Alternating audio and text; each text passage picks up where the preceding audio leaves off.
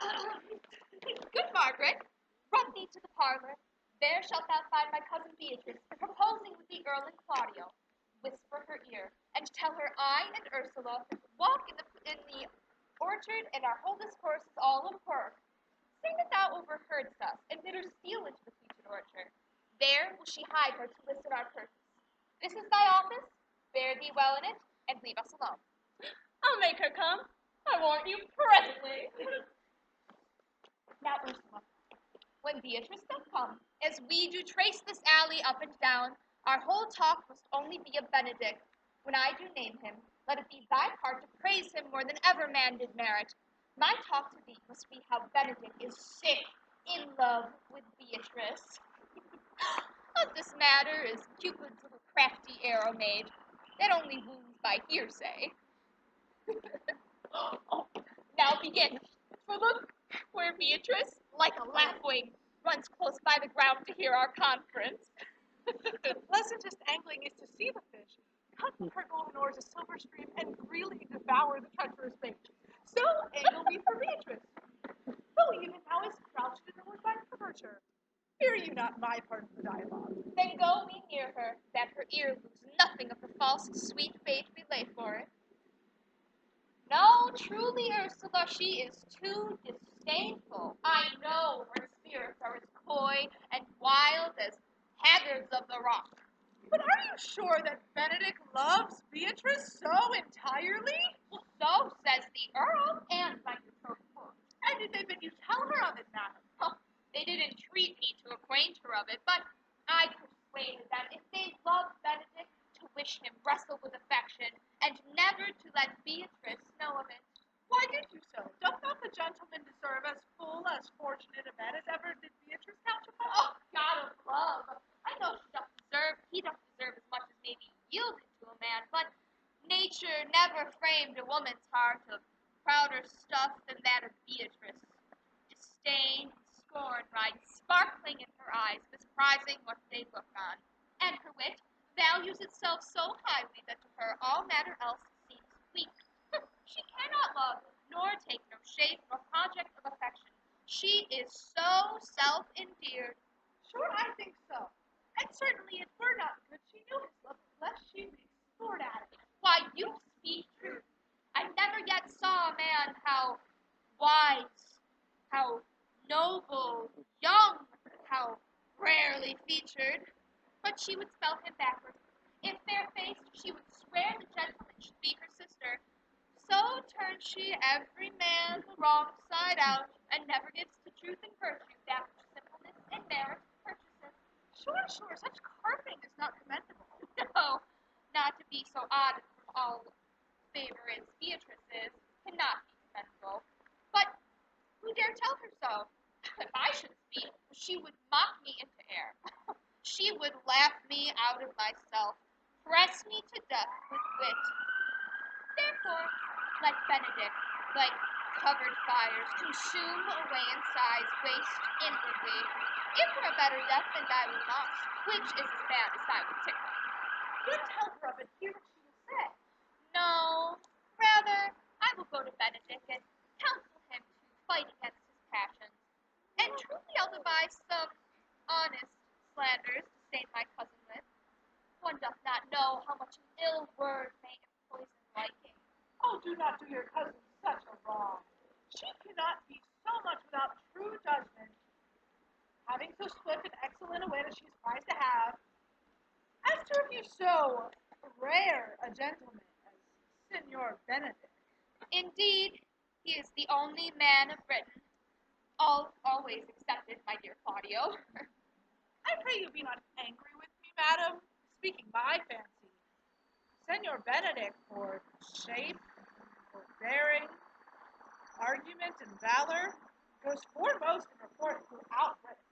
Indeed, he hath an excellent good name. His excellence did earn it ere he had it. When are you married, madam? Why, every day. Tomorrow. Come, go in. I'll show thee some attires, and have thy counsel which is best to furnish me tomorrow. Cheesecake, I warrant you, madam. You caught her, madam. It is true so. Then London goes by halves. Some Cupid kills with arrows.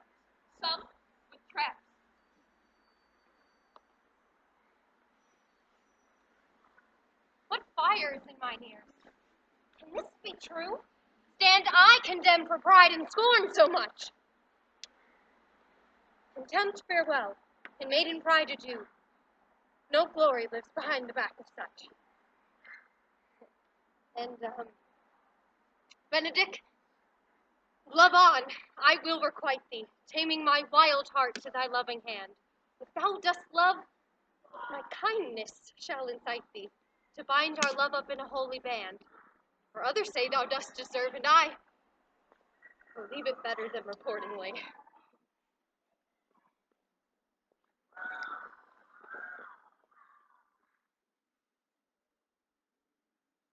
I do but say till your marriage be consummate, and go on toward the castle. I'll bring you thither, my lord, if you'll vouchsafe me. My lord and brother, God save you. Good then, brother, if your leave is served, I will speak with you. In private, if you please you, get Count Claudio may hear, for what I speak of concerns him. What's the matter? Please your lordship to marry tomorrow. You know he does. I know not that, when he knows that I know. If there be any impediment, I pray you discover it. You may think I love you not. Let that appear hereafter, and aim better at me by that I now imagine. For my brother, I think, he holds you well, and in nearness of heart, hath hope to effect your ensuing marriage. Surely too ill spent, and labor ill bestowed. Why? What's the matter? I think I should tell you, and circumstances shortened, for she hath been too long talking of. The lady is disloyal. Who? Hero? Even she, Leonardo's hero, your hero, every man's hero. Disloyal! The word is too good to paint out her wickedness. Go with me tonight, and you will see her chamber window entered even the night before her wedding day. If you love her then, tomorrow wed her, but it would better fit your honor to change your mind. If this be so, I will not. If you dare not trust that you see, confess not that you know. If you will follow me, I will show you enough, and when you have heard more and seen more, proceed accordingly. If I see anything there tonight why I should not marry her tomorrow in the congregation where I shall wed, there I will shame her. And as I would for thee to shame her, I shall join with thee to disgrace her. I will disparage her no farther until you are my witnesses. Bear it boldly but till night, and let the issue show itself.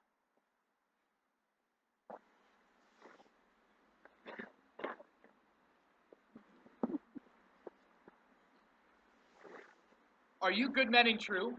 Yeah. If you meet a thief in the night, you may stay him by virtue of your office to be no true man. And for such kind of man, the less you meddle or make with him, why, the more is for your honesty. The most peaceable way for you, if you do take a thief, is to let him show himself who he is and steal out of your company. If you hear a child cry in the night, you must call to the nurse and bid her still it. For the ewe that will not hear her lamb when it faws will never answer the calf when it bleats. This is the end of the charge. If you meet the earl in the night, you may stay him. 5 shillings to 1 aunt, that any man that knows the statutes, he may stay him. Marry, not if the earl be unwilling, for indeed the watch ought to offend no man, and it is an offense to stay a man against his will. Well, masters, good night, and keep your fellows' counsels and your own, and good night.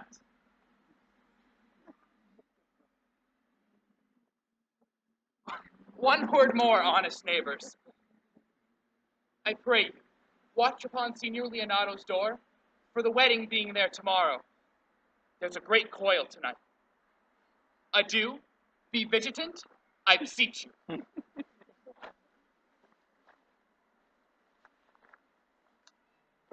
What, Conrad? Conrad, I say. Here, man, I am at thy elbow. I tell this tale violently. I should first tell thee how the Earl, Claudio, and my master, planted, placed, and possessed by my master Don John, saw far off in the orchard this amiable encounter. Thought they Margaret was hero? Two of them did. The Earl and Claudio. The devil, my master, knew she was Margaret, and partially, by his oath, was first possessed him, and partially by the dark night, which did deceive him, and chiefly by my villainies, which did confirm any slander Don John had made. Away went Claudio, enraged, swore he would meet her as he was appointed next morning to the temple, and there, before the whole congregation, shame him for what he saw overnight, and send her away again without a husband. I charge thee in the Earl's name. Stand.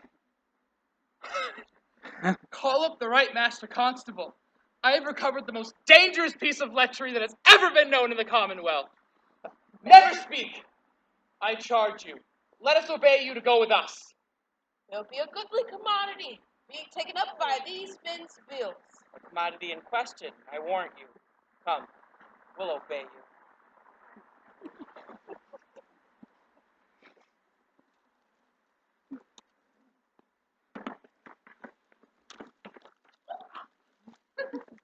Now, Ursula, wake my cousin Beatrice and desire her to rise, I will, lady. and bid her come hither. Well, Troth, I think your other abots were better. no, pray thee, Meg, I'll wear this. Why, my troth's not so good, and I warrant your cousin will say so. My cousin is a fool, and thou art another. I'll wear none but this. I like the new tire within excellently, if the hair were thought browner. But your gown's a most rare fashion, in fact. I saw the Duchess of Milan's gown that they praise so. Oh, that exceeds, they say. By my troth, but a nightgown in respect of yours. Cloth of gold and cuts, and laced with silver, set with pearls, down sleeves, side sleeves, and skirts, a round underbone with a bluish tinsel. But for fair, quaint, graceful, excellent fashion, yours is worth 10 on't. Oh, God, give me joy to wear it, for my heart is exceeding heavy. Oh, good morrow, cuz. Tomorrow, sweet hero. Well, 'tis almost 5 o'clock, cousin. 'Tis time you were ready. Madam, withdraw. The Earl, the Count, Senor Benedict, Don John, and all the gallants of the town are come to fetch you to church. Help to dress me, good cuz, good Meg, good Ursula.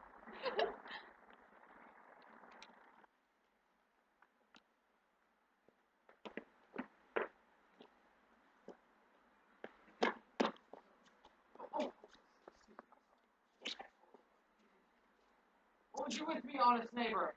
Marry, sir, I have some information that concerns you nearly. Be brief, I pray you, for as you see, it is a busy time with me. Marry, this it is, sir.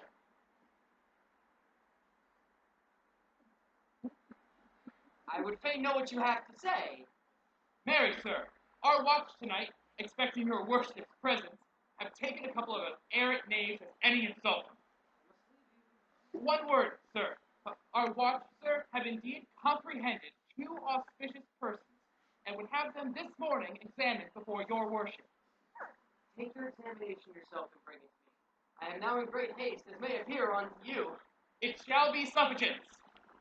Drink some wine ere you go. Fare you well. My lord, it's day for you to give your daughter to her husband. I will wait upon them. I am ready.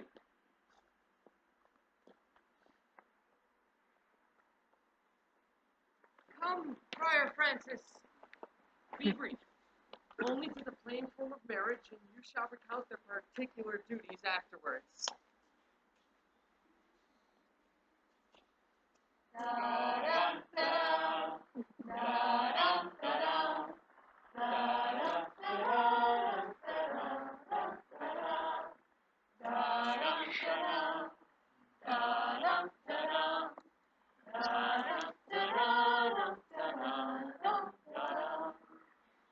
You come hither, my lord, to marry this lady?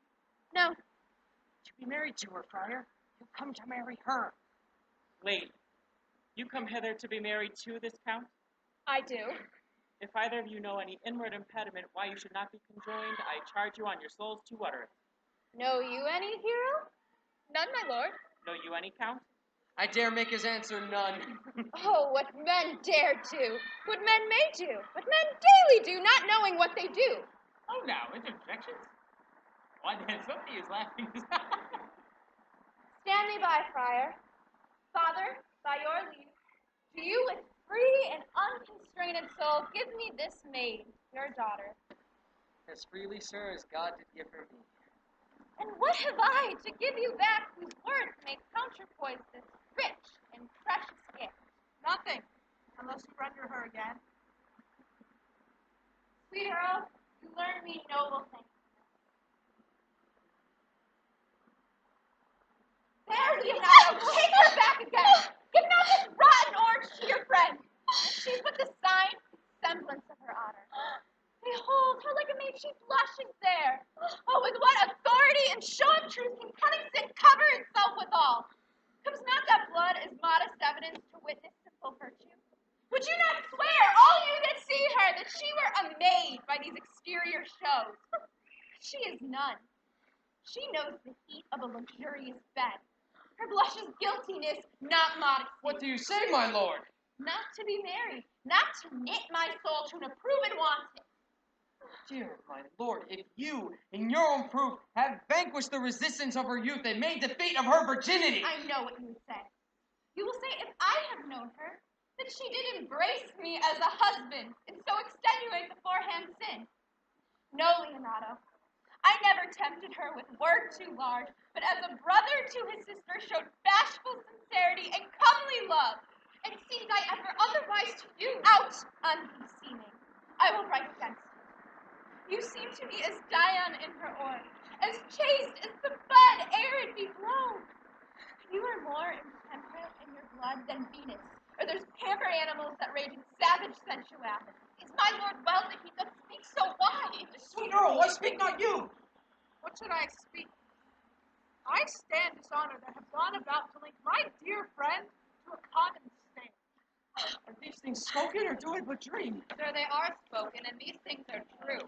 This looks not like a nuptial. Oh, true. Leonardo, stand I here? Is this the Earl? Is this the Earl's brother? Is this face heroes, or are eyes our own? All this is so, but what of this, my lord? Let me but one question to your daughter. And by that fatherly and kindly power that you have in her, bid her answer truly. I pray thee do so, as thou art my child. Folly of the sun! What kind of catechizing call you this? To make you answer truly to your name. Is it not hero? Who can love that name with any just reproach? Mary, second hero! Hero himself can blot out hero's virtue. What man was he who talked with you yesterday night, out at your window between 12 and 1? Now, if you are a maid, answer to this. I talked with no man at that hour but court. Why then you are no maiden. I am sorry you must hear, Leonardo. Upon mine honor, myself, my brother, and this grieved count did see her, hear her, at that hour last night, talk with a ruffian at her chamber window, who hath indeed, most like a liberal villain, confessed the vile encounters they have had 1,000 times in secret. Fie, fie. They're not to be named, my lord, not to be spoken of. There is not chastity enough in language without offense to utter them. Thus, pretty lady, I am sorry for thy much misgovernment. O hero, what a hero hadst thou been, if half thy outward graces had been placed upon thy thoughts and counsels of thy heart. But fare thee well, most foul, most fair. Farewell, thou pure impiety and impious purity. For thee I'll lock up all the gates of love, and on my eyelids shall conjecture hang, to turn all beauty into thoughts of harm, and never shall it more be gracious. No man's dagger here, a point for me. Why, how now, cousin? Wherefore sink you down? Come, let us go. These things come to light and smother her spirits up. Oh, now, cousin, help, uncle! How doth the lady? Dead, I think. Oh, hero. Why, hero, help, uncle, Senior Benedict Friar, help! Oh, fate, take not away thy heavy hand. Death is the fairest cover for her shame that may be wished for. Dost thou look up? Yea, wherefore should she not?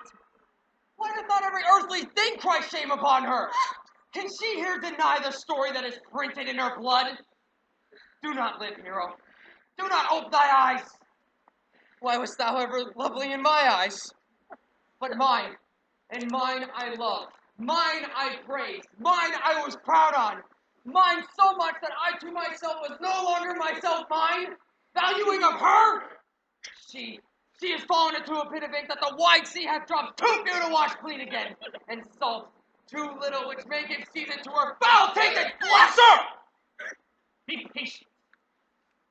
I am so attired of wonder I know not what to say. On my soul, my cousin is belied. Lady, her bedfellow last night. No, truly not. But until last night, this 12th month, I have been her bedfellow. Confirmed.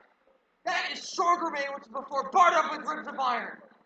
Would the two princes lie? And Claudia lied, who loved her so that speaking of her foulness washed it with tears? Hence from her, let her die. Hear me a little. Trust not my age, my reverence, calling, nor divinity. If this sweet lady lie here under some biting error, Friar, it cannot be. Thou seest that all the grace that she hath left is that she will not add to her damnation a sin of perjury. She not denies it. Why then to cover up with excuse which appears in proper nakedness? lady, what fancy you are accused of? They know that to accuse me, I know none. If I know more of any man alive than that which maiden modesty doth warrant, let all my sins be first. My father, prove that any man with me conversed in hours unmeet, or that I yesternight maintained the change of words with any creature. Refuse me, hate me, torture me to death. There's some strange misprision with the princes. The two of them have the very bent of honor. And if their wisdoms be misled in this, the practice of it lives in John the Bastard. Spirits toil in frame of business. I know not. If they speak truth of her, these hands shall tear her. But if they wrong her honor, the proudest of them shall well hear of it. Pause a while, and let my counsel sway you in this case. Your daughter here, the princess, left for dead. Let her a while be secretly kept in, and publish it that she is dead indeed. Maintain a mourning ostentation, and on your family's old monument hang a mournful epitaph, and do all rites that appertain unto a burial. What shall become of this? What will this do? Mary, this well carried shall on her behalf change slander to remorse. That is some good. But not for that dream I on this strange course, but on this travail look for greater birth. So will it fare with Claudio? When he shall hear she died upon his words, the idea of her life shall sweetly creep into the eye and prospect of his soul. Then when she lived indeed, then shall he mourn. And if it sort not well, you may conceal her, as best befits her wounded reputation, in some reclusive and religious life, out of all eyes, minds, ears, and tongue. Signor Leonato, let the friar advise you. Though you know my inwardness is very much unto the Earl and Claudio, yet by mine honor I will deal in this, as swiftly and justly as your soul should with your body. Being that I'm flowing for you, smallest twine may lead me. 'Tis well carried, presently away. Come, lady, die to live. This wedding day is but perhaps prolonged. Have patience and endure.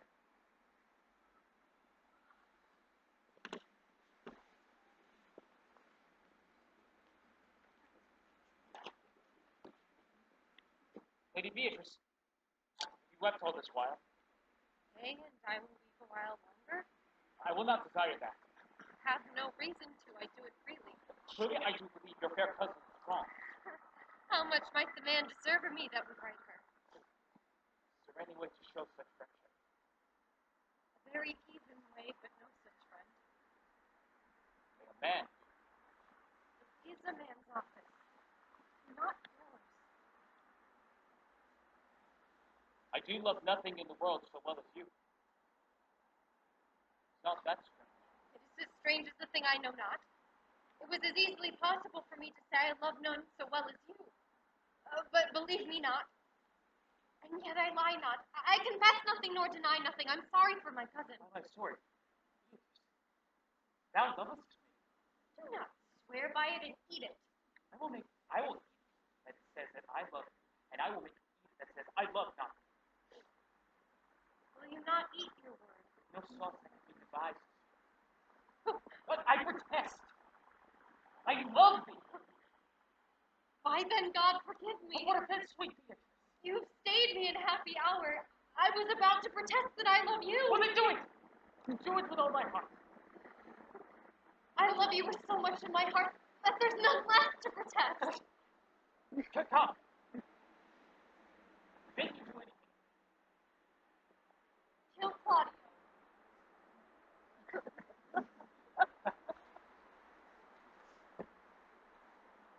Not for the white word. You kill me to deny farewell. Carry. I am gone, though I am here. There is no love in you. Nay, I pray, let me go. Nay, but In faith, I will go. we'll be friends first. You dare easier be my friend than fight with mine enemy? Claudio, thy enemy? Is it not approved in the height a villain that hath scorned, slandered, dishonored my kinswoman? Oh, God, that I were a man! What? Bear her in hand until they come to take hands, and then with public accusation, uncovered slander, unmitigated rancor. God, that I were a man, I would eat his heart out in the marketplace. Oh, talk with a man out a window of proper state. Nay, but Beatrice. Sweet hero, she was wronged. She slandered, she is undone. Earls, sure, early testament, account comfort, and sweet gallant assert. God, that I were a man for his sake, or that I had any friend be a man for my sake. But manhood is melted into courtesy, valor into compliment, and men are made of tongues and tremblance too. He that only tells a lie and swears by it is no greater than Hercules. I may not be a man with wishing, therefore I die a woman with grieving. Very good, Beatrice. By this hand, I love you. Use it some other way than swearing by it. Thinking on your soul that Count Claudio had wronged you. Nay, as sure as I have a thought or a soul.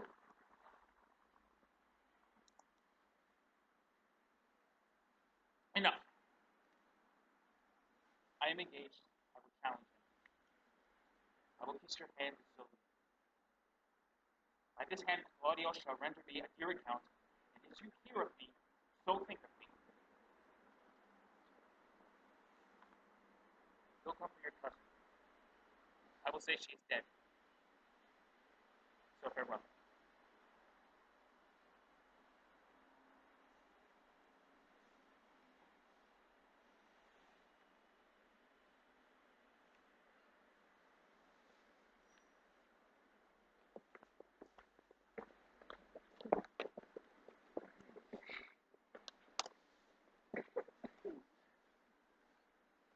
Is our whole assembly appeared? What is your name, friend? Baraccio. Pray, write down Baraccio. Yours, Sarah? I am a gentleman, sir, and my name is Conrad. Write down Master Gentleman Conrad. Masters, do you serve God? Masters, it is already thought you are little better than false knaves, and will go near to be thought so shortly. How answer you for yourselves? Marry, sir, we say we are none. A marvelously witty fellow, I assure you. I will go about with him. Come hither, Sarah. A word in your ear, sir. I say to you, it is thought you are false knaves. Sir, I say to you, we are none. Well, stand aside. For God, they are in a tale. Have you written down that they are none? You must call forth the watch that are their accusers. Let the watch come forth.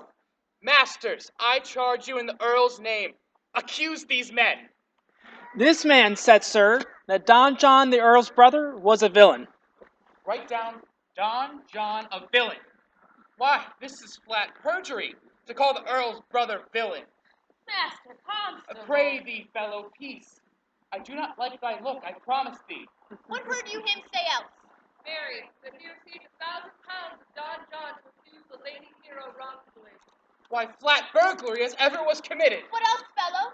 And that Count Claudio did in time, by his word, to disgrace hero before the assembly, and not to marry her. Oh, villain, thou will be condemned to everlasting redemption for this. What else? That is all. And this is more masters than you can deny.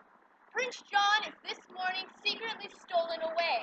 Hero was in this manner accused, in this very manner refused, and upon the grief of this suddenly died. Master Constable, let these men be bound and brought to Leonardo. I will go before and show him their examination. Come, let them be opinioned.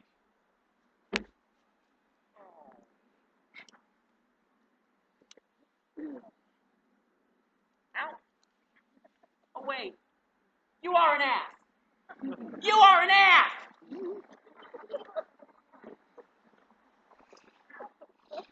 Dost thou not suspect my place? Dost thou not suspect my years? Oh, that he were here to write me down an ass. But masters, remember that I am an ass. Though it be not written down, forget not that I'm an ass.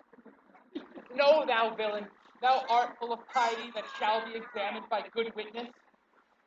I am a wise fellow, and which is more an officer, and which is more a householder, and which is more as pretty as piece of flesh as Eddie and Sulcombe. And a man that knows the law, go to, and a rich enough fellow, go to. And a man that hath had his losses, and 2 gowns, and everything handsome about him. Oh, bring him away, but I had been written down an ass.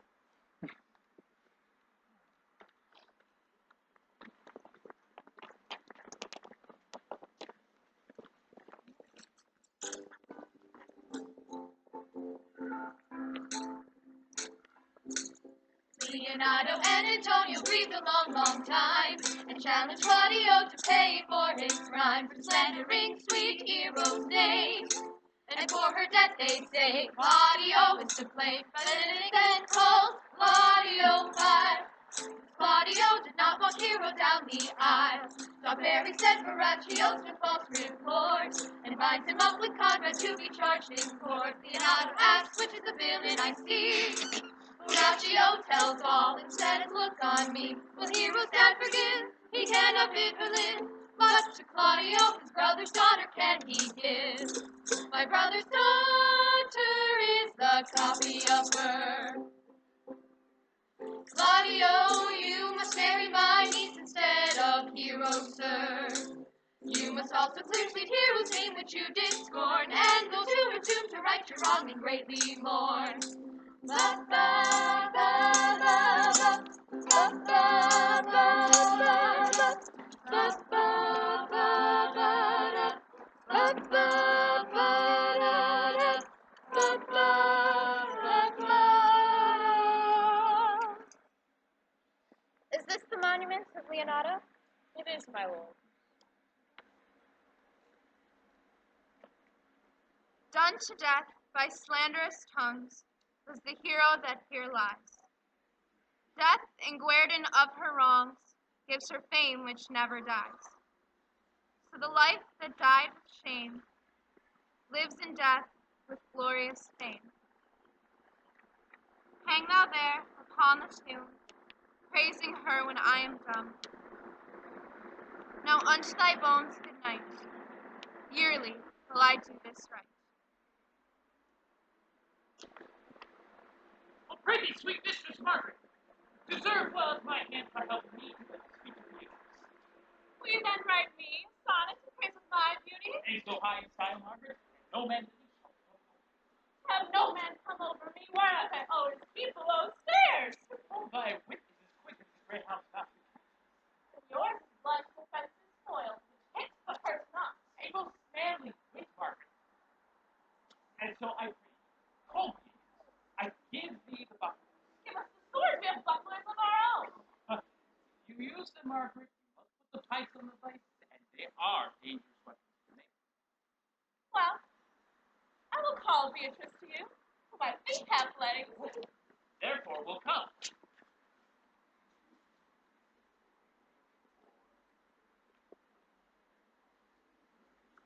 Oh, sweet Beatrice, wouldst thou come when I called thee? Yea, and depart when you bid me. Oh, say what you want. I pray thee now, come. Which of my bad parts thou spoken of? For them all together, for they maintain no politics made of evil, as they vow none of their good parts.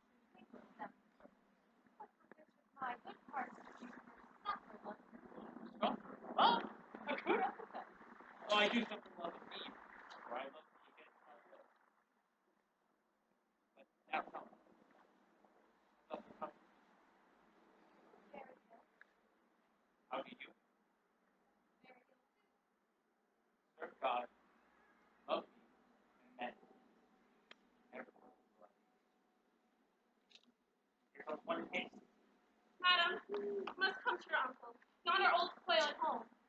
It has proved my lady hero has been falsely accused. Claudio and the Count finally abused, and Don John is the author of all, who has fled and gone. Will you come presently? Will you come, Signor? I will live in thy lap, die in thy heart, and be buried in thine eyes. And therefore will go with thee to thy oath.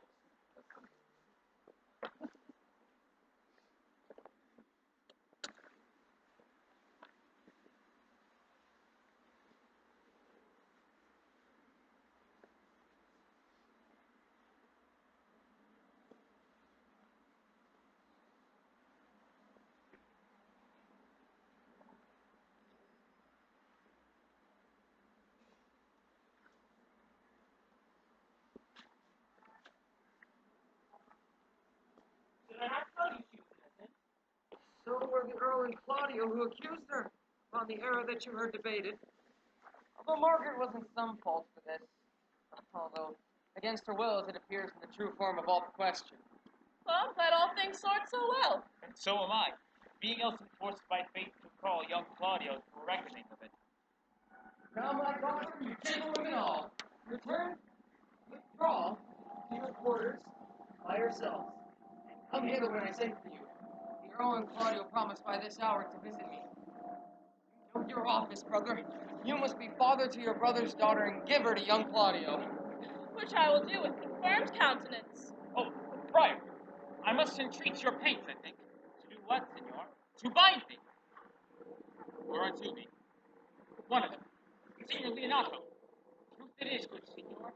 Your niece regards me with an eye of favor. The eye of which she got from my daughter. It is most true. And I do with an eye of love requite her. The eye of which I believe you got from me, Claudio, and the Earl. What's your will? Your answer, sir, is enigmatical. But for my will is your good will. They stand with ours. This day to be conjoined in the state of honorable marriage, which, good friar, I shall desire your help. My heart is with your liking. And my help. Tomorrow to this fair assembly? To tomorrow, Earl. Tomorrow, Claudio. We here attend you. Are you yet determined today to marry with my brother's daughter? I'll hold my mind for she and Ethiop. Call it forth, brother. Here's the friar ready.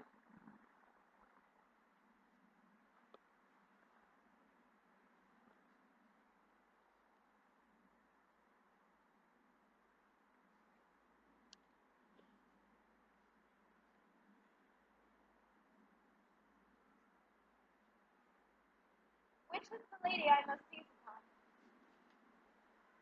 This same is she, and I do give you her. Why then she's mine. Sweet, let me see your face. No, that you shall not. You take her hand before this friar and swear to marry her. Give me your hand before this holy friar. I am your husband, if you like it. When I lived, I was your other wife, and when you loved, you were my other husband. Another hero? Nothing certainer. One hero died defiled, but I do live, and truly, as I live, I remain. Former hero that is dead. She died, my lord, but whiles her slander lived. All this amazement can I qualify. When after that the holy rites are ended, I'll tell you largely of fair hero's death. Meantime, let wonder seem familiar. To the chapel let us presently. Stop, and fair friar. Which is Beatrice? I answer to that name. What is your will? Do not you love me? Why, no. No more than a reason. Why, then your uncle, the Earl, and Claudio have been deceived, for they swore you did. Well, do not you love me? Troth, no. No more than reason. Why, then my cousin Margaret and Ursula are much deceived, for they did swear you did. They swore you were almost sick for me. They swore you were well nigh dead for me. Tis no matter. Then you do not love me. No, but in friendly recompense. Come, cousin, I am sure you love the gentleman. And I'll be sworn upon that he loves her. For here's a paper written in his hand, a halting sonnet of his own pure brain fashioned to Beatrice. And here's another written in my cousin's hand, stolen from her pocket, containing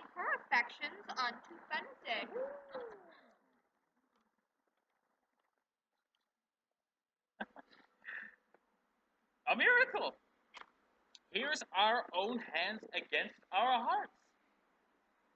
Come, I will have thee. For by this light I do take thee for pity. I would not deny you, but by this good day I yield upon a great persuasion, and partly to save your life, for I heard you were in a conception. Peace, I will stop your mouths.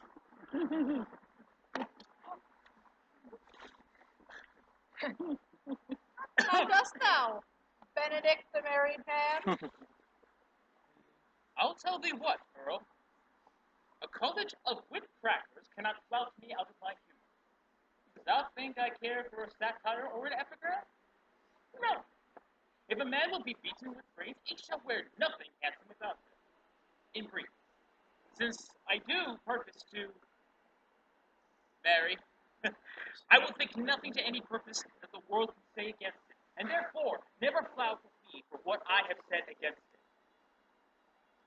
The man is a giddy thing. This is my. For thy part, Claudio, I did think to have beaten thee, but if thou art like to be my kinsman, live unbruised, and love my cousin. I had well hoped thou wouldst have denied Beatrice, that I might have cudgeled thee out of thy single life to make thee a double dealer, which out of question thou wilt be, if my cousin do not look exceeding narrowly to thee. Come, we are friends. Let's have a dance ere we are married, that we may lighten our hearts and our wives. We'll have dancing afterward. First of my word, therefore play music. Earl, thou art sad. Get thee a wife. Get thee a wife. There is no staff more reverent than one tipped with horn. My lord, your brother John is taken with flight and brought with armed men back to Slocum. Think not on him till tomorrow. I'll devise these great punishments for him. Strike up, pipers!